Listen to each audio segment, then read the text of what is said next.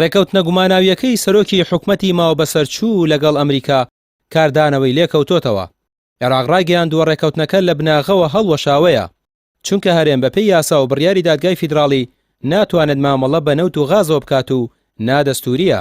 پێدەچێت ئەم ڕێکەوتنەش کێشەکانی نێوان هەرێم و بەغدا زیاتر قوڵ بکاتەوە. طبعا ئەمە دووبارەکردنەوەی مێژوویەکە کە ئینسان وا هەستەکا بەوەی کە ئەم حکوومەتە یان خۆی گێلەکە یا خۆی ناوێ دەرز لە مێژوو وەربگرێت، چکە و کاتی کە ئیعلانی ئابووری سربەخۆیان کرد بۆ نردنی نەوت ئەو کاتە لە کابینەی هەشتەما بوو وابزانم بە هەمان شێوە زۆر بەخۆشیەوە ڕایانگەیان و بەڵام لە دوایە ئابووری سربەخۆی مەزانیمان نەتیجەکەی ئەوە بوو کە بودجەی هەرێمی کوردستان بڕاو نەوت و غازەی کە هەیە هی مڵکی هەموو شعبی عێراقا، کەواتە ئەبووای ڕاوێژێک لەگەڵ حکوومەتی فیدراڵا بکەن ئەنجا ئەم کارە بکەن.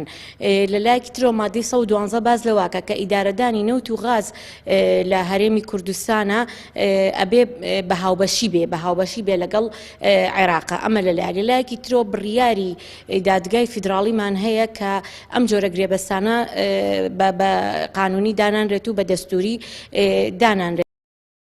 ئەو دوو کۆمپانیای گرێبەستەکانی لەگەڵ کراوە بە ناوەکانی ویسترۆن زاگرۆس و HKN گوماناوین و لە بەدۆداچوون بۆیان ناگەیت بە هیچ شەرچاوەیەک ئەنجامدانی ڕێکەوتنێکی 100 میلیارد دۆلاری لەسەر مێزێکی شڕ لە ژوورێکدا گومانی لەسەر ڕێکەوتنەکە دروست کردووە. شارەزانی ئابووری دەڵێن ڕێکەوتنەکانی پێشوو لە بواری وزا هیچی لە سوودی خەڵک نەبووە و داهاتەکانیان ناڕوونە، ئەمەش هەر بە ڕێگای ئەوانی دیکەدا دەڕوات. ئەم نەوتەی کە تا ئێستا ئەڕوا و نازانین داهاتی بۆ چۆسی ئەمانە هەڵەیەکی گەورەیە، یعنی ئەبێ ساخکرێتەوە، ئەبێ شەفافانە بۆ خزمەتی خەڵک بەکاربێ، بۆ خزمەتی هاوڵاتیان. ئەم حکوومەت دانەنراوە یان حزب دانراوە بۆ خۆی کەسابەت بکا و پارە کۆکاتەوە، یان چەند کەسێک پارە بۆ خۆیان جیرفانیان پڕکەن. ئەگەر شتی وا هەیە ئەمانە هەمووی هەڵەیە و هەموویشی سبەینێ بەرەو ڕووی لێپرسینەوە ئەبێت، ئەوها نامێنێ بەم بارودۆخی ئێستا. لەبەرەوە هەروە بەرهێنانێ بکرێ وەکو ڕای بڵێن ڕایەکی با بڵێن لە ئاستی نێودەوڵەتی لەسەر ئاستی ئێرە لە مافی مرۆڤەوە بێ، لە شەفافێتی نێودەوڵەتیەوە بێ، لە هەر بابەتێکەوە بێ. پێویستە هەموو داهاتێک بۆ هاوڵاتیان بێ، بۆ خزمەتی هاوڵاتیان بێ، بەڵام ئێمە ئەوە نابینین لێرەیە.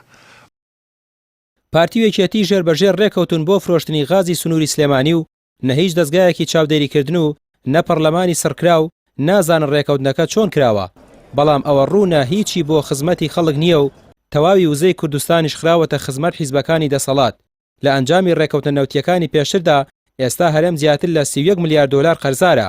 دیار نییە بە فرۆشتنی غاز و گرێبەستە نوێیەکان چەندی دیکە قەرز دەخەنە سەر قەرزە کەڵەکە بووەکانیان. ڕامیار عوسمان، کەناڵی پێام، سلێمانی.